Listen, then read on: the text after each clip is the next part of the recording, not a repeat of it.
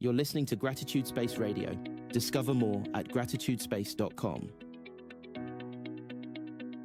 So, what if I told you that the best way to figure out what you really want in the future is to stop focusing so hard on the future? I know, it sounds completely backward, right? But if you've ever felt kind of stuck trying to map out your next move or find your purpose, then this is for you. We're about to dig into how starting with gratitude, gratitude, can unlock everything. Let's just jump right in with a question for you. Think about the goals you have right now. Are they coming from a place of genuine, exciting inspiration?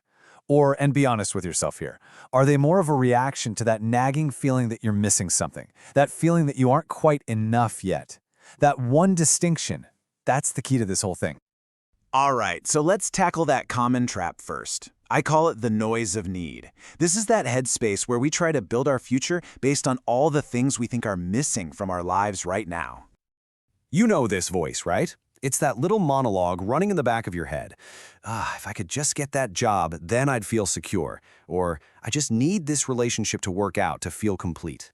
It's this constant, low-level hum of desperation. And this slide just lays it all out, clear as day. When we're operating from that place of need, lack, and fear, our whole world just tightens up. We contract. We're not creating, we're just reacting. But real, true creation, that comes from the other side, from inspiration, from gratitude. That's what allows us to open up and actually expand. So how in the world do we get over that creative state? Well, here's the big pivot. It's what I call the gratitude starting line. This is all about reframing gratitude, not as some fluffy, nice-to-have feeling, but as the actual, concrete starting point for any new vision you have. I absolutely love this way of thinking about it. You wouldn't just start a marathon from some random street corner, would you? No way! You go to the designated starting line. It's the same thing with your goals. Before you start sprinting towards a new vision, you've got to intentionally get yourself into the right emotional neighborhood first. And you guessed it, that neighborhood is gratitude. And listen, this isn't complicated. It's really just the simple, active practice of noticing what's already working.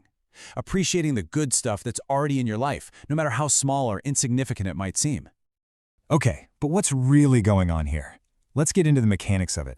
How does this simple little practice of gratitude actually lead to this profound sense of clarity? How does it quiet all that internal noise we were just talking about? So here's the secret sauce. Gratitude basically acts as a filter. It's not going to magically make all your problems disappear, but what it does do, and this is crucial, is it turns the volume way, way down on that frantic, screaming voice of fear and lack. It creates this quiet space for clarity to finally show up. And you know, this isn't some new agey concept. We're talking decades ago. Napoleon Hill, in his classic book, Think and Grow Rich, he pointed out that desire is the starting point of everything. But he was super specific about it. It has to be a keen, pulsating desire, a powerful, focused energy, not a desperate, needy one. And that just nails our point perfectly. That powerful, world-changing kind of desire that Hill was talking about, it doesn't come from a place of I'm not enough. It's at its absolute clearest, its most pure, when it grows out of a foundation of gratitude. It's the difference between wanting something to fix a hole in your life and wanting something because you're ready to build a cathedral. So what does this actually feel like in practice? Well, it creates this incredible internal shift. It literally takes you from that frantic, reactive energy to a place of calm, centered focus. And here's what that journey looks like. First, you just pause. You notice what's good. That simple little act starts to quiet that nagging voice of lack. And as that voice gets softer, you just naturally shift from a feeling of need to a feeling of inspiration. And in that quiet, inspired space, bam! That's when you can finally hear your real purpose with crystal clarity. And the result is a totally new way of being. I mean, you can literally feel yourself opening up. Ideas start flowing. You feel more grounded, more centered.